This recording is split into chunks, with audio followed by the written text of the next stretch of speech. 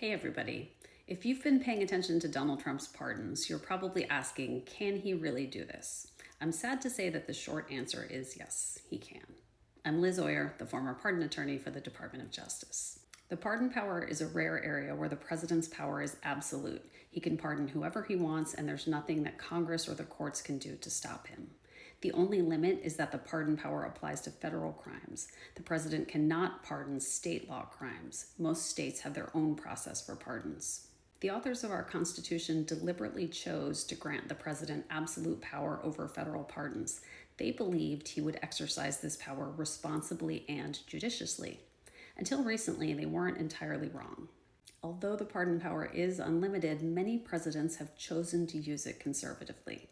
Why? Because they care about public opinion, because they don't want to alienate voters or tarnish their reputation by pardoning people who don't deserve it.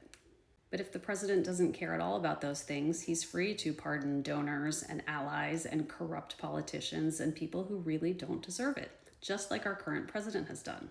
The Justice Department actually has a detailed set of guidelines in place about when pardons should and should not be used.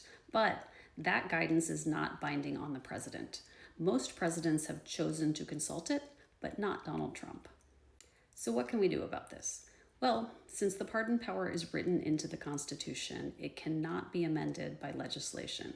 The only way to reform the pardon power is by a constitutional amendment. Amending the Constitution requires a supermajority vote. And right now, our elected officials can't even agree to fund the government. So it seems unlikely that we're going to get to a constitutional amendment anytime soon.